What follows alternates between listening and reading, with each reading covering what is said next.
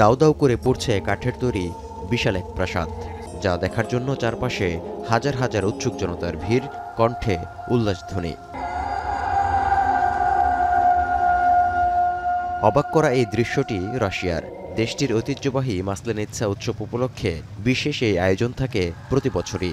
মহা ধুমধামের সঙ্গে উৎসবটি এভাবেই উদযাপন করা হয় পশ্চিমাঞ্চলীয় কালুগা অঞ্চলে।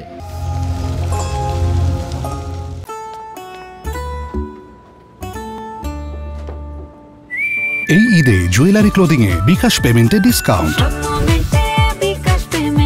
পুরনো রীতি অনুসারে অশুভ শক্তিকে দমনে পোড়ানো হয় বিশাল আকারের কাঠের তৈরি টাওয়ার। এবার পোড়ানো টাওয়ারটি ছিল ২৬ মিটার উঁচু, যা তৈরি করতে সময় লেগেছিল প্রায় ৩ মাস। Волшебно, хочется, чтобы на самом деле это продолжалось минимум дня 3.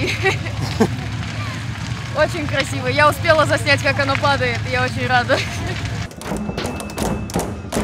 রাশিয়ায় শীত শেষে বসন্তের সূচনার সময়টায় মাসলেনিৎসা উৎসব উপলক্ষে কাঠের দুর্গ পোড়ানো ছাড়াও থাকে নানা আয়োজন। প্রতি বছর ভিন্ন থিম উপস্থাপনের মাধ্যমে রাঙিয়ে তোলা হয় উৎসব প্রাঙ্গণ। এছাড়াও শুভ ও অশুভ শক্তির প্রতীকী লড়াইয়ের আয়োজনও থাকে প্রতিবারই, যেখানে শেষ পর্যন্ত জয় হয় শুভ শক্তির। Это богиня Мара, Марена, и в славянской мифологии это богиня смерти, богиня перехода. И именно Мару жгли изначально, то есть это богиня зимы. অর্থোডক্স খ্রিস্টানদের ঐতিহ্যবাহী উৎসব মাসলেনিৎসা প্যানকেক সপ্তাহ বা বাটার সপ্তাহ নামেও পরিচিত।